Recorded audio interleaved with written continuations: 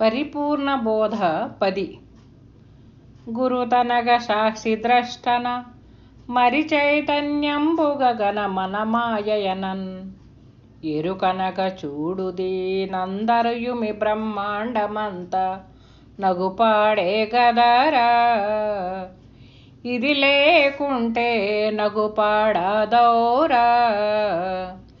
తొరగంబోనకు కొమ్ములరుదెంచినట్టుల తొరగంబోనకు కొమ్ములరుదెంచినట్టుల నరుదెంచే కదరా. దానందు నెక్కడా లేక నరసితివ కనకంబు లోపల పరిమళంబుదయించినట్టుల నరుడు స్వప్నములోన రాజే కరినిపై కూర్చుండినట్లు నగుపాడే గదరా.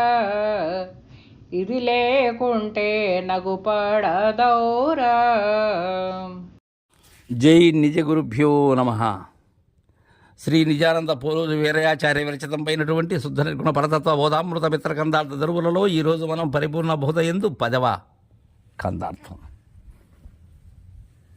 సరైనటువంటి ఎలా ఎరిగి త్రవ్వాలి, ఎలాంటి బోధ స్థితిలో ఉండాలి అనే విషయాన్ని కృష్ణప్రభువుల కందార్థములను జత చేసి చెప్పినటువంటి నిజానంద స్వాముల వారు దీనిలో చెప్తున్నారు లేని ఎరుక యొక్క విధానాన్ని, దాని యొక్క నామాలను.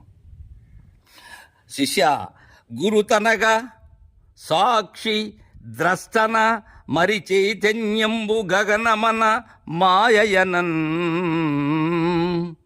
గురుతు ఏంటి అసలు? గురుతు అంటే నీవు సుషుప్తి నుండి ఈ జాగ్రత్తకు వచ్చినప్పుడు నీలో కదిలేటువంటి ఆలోచన తరంగమే గుర్తు. నీ మనసులో విడిపడకుండా ఏదైతే నిన్ను నడిపిస్తూ ఉన్నదో అది గుర్తు. గుర్తుల సమాహారమే మానవ జీవితం. గుర్తుల సమూహారమే నేను. గుర్తుల యొక్క పోగు నేను. ఈ ఎరిగే శరీరము ఏదైతే ఉన్నదో ఎరిగే శరీరములో ఉన్న నాలో ఉన్న తరంగములే గుర్తులు, ఆలోచన తరంగములు. ఇంకా అది ఎరుకే. సాక్షి అక్షిలో కొలువై సర్వాన్ని తనలో నింపుకొని సర్వాన్ని గమనించి ఈ నామరూపక్రియా సహితమైనటువంటి దానిని గుర్తిరిగేటువంటిది ఏదైతే ఉన్నదో అది సాక్షి, అది ఎరుక. ద్రష్టన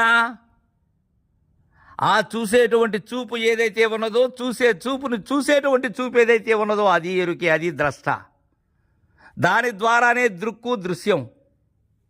ఇక మరి చైతన్యంబు కదలిక, చలనం, సర్వచైతన్యము, నాలో కదిలేటువంటి కదలికే ఎరుక. ఇది కదలకుండా ఉన్నప్పుడే దీనిని నిరాకారమని, కదిలినప్పుడు సాకారమని, కదిలినప్పుడు చలనమని, కదలనప్పుడు అచలమని. ఇవి రెండు దీని యొక్క లక్షణాలు, చలములు ఎరుక యొక్క లక్షణాలు శిష్య. గగనమన శూన్యం, సర్వానికి అవకాశం ఇస్తూ ఆవరణముగా ఏదైతే ఉన్నదో, మితిలో ఏదైతే ఉన్నదో అది ఎరుక శిష్య.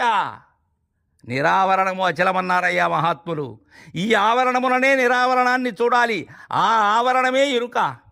ఇక మాయనన్ లేకనే ఉన్నట్లుగా భ్రాంతి చెందించేటువంటి నీ నిజస్వరూపం ఏదైతే ఉన్నదో అది, ఆత్మానాత్మలుగా ఉన్నది ఏదైతే ఉన్నదో అది, విక్షేప ఆవరణములుగా ఏదైతే ఉన్నదో అది, అది లేనిదే ఉన్నట్లుగా భ్రాంతి. ఆ భ్రాంతియే మాయ, అది ఎరుకే శిష్య. ఎరుకనగా చూడు దీనందరయుమి బ్రహ్మాండమంతా నగుపాడే గదరా. ఇది లేకుంటే నగుపాడదౌరా. ఇవన్నీ ఎరుక. అయితే దీనందరయుమి బ్రహ్మాండమంతా ఇక్కడ ఉన్నది. గురుసూత్రం ఇక్కడ ఉన్నది. ఏమంటున్నారు ఇక్కడ?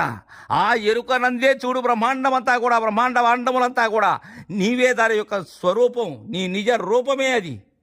ఆ రూపంలో ఒదిగిపోయి ఉన్నది బ్రహ్మాండమంతా కూడా.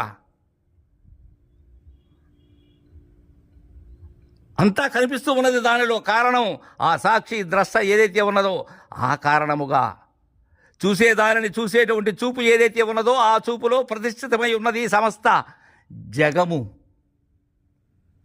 అది మరేదో కాదు, నీవే అది.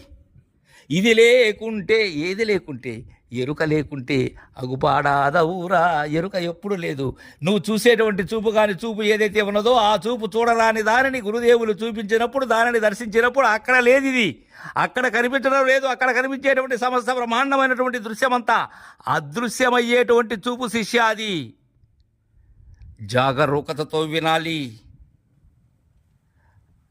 తురగంబునకు కొమ్ములరుదించినట్టులా నరుదించే గదరా దానందు నెక్కడ లేక.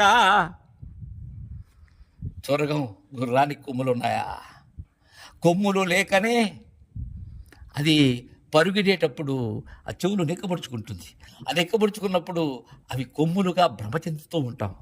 తద్విధానంగానే ఈ ఎరుక అనేది పరిపూర్ణములు లేకనే తోచినటువంటిది. నరుదించే కదరా దానందు ఎక్కడ లేక. దేనందు ఎక్కడ లేక, పరిపూర్ణములో ఎక్కడా లేదు ఇది. నిజానంద పోలోజు వీరయాచార్యుల వారి కందార్థములు మనం గ్రహించేటప్పుడు, లేక వినేటప్పుడు, లేక చదివేటప్పుడు ఆ మహనీయుని భావంతో కూడి చదవాలి. కూడి మన గురుదేవులు మనకు ప్రసాదించినటువంటి గోప్యం ఏదైతే ఉన్నదో దానిని సరిచూసుకోవాలి. అప్పుడు కుదురుతుంది ఇది.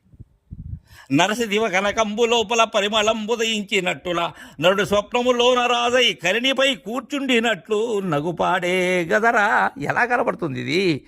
దీనిలో చాలా మనకు సులభంగా అర్థమయ్యేటటువంటి చెప్పారు వీరయాచార్యులు.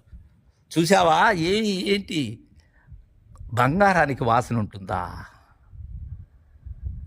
కనకం పరిమళంతో ఉంటుందా? ఉండదు. అట్లనే కనకమైనటువంటి పరిపూర్ణము దానిలో లేకనే ఈ పరిమళము తోస్తూ ఉన్నది, ఎరుక అనే పరిమళము. ఈ విషయాన్ని చక్కగా వినాలి వినేటువంటి అందరూ కూడా. నరుడు స్వప్నములోన రాజై కరిణిపై కూర్చుంటున్నట్లు. స్వప్నం వచ్చింది, నాకే వచ్చింది స్వప్నం. నేనే స్వప్న ప్రతిరూపాన్ని. ఆ స్వప్నంలో నేను ఏనుగు పైన కూర్చున్నాను. ఎలా? రాజులాగా. అది యథార్థమా? నరుడు యథార్థం. నరుడికి వచ్చిన స్వప్నము అవాస్తవం. దానిలో కలిగినటువంటి వింతలన్నీ కూడా ఎరుక చేస్తలే. తద్విధానంగానే ఉన్నది ఈ మాయా కల్పితమైనటువంటి జగజ్జాలమంతా కూడా. దీనికి కారణం నేను, నా మార్పులే, నా నటనలే, నా చేష్టలే ఇవి, నా గుర్తులే ఇవి. నేను దానికి సాక్షిభూతుడను అని చక్కగా తెలియజేశారు. తర్వాయి కందార్థాన్ని రేపు ముచ్చటించుకుందాం. జై గురుదేవా.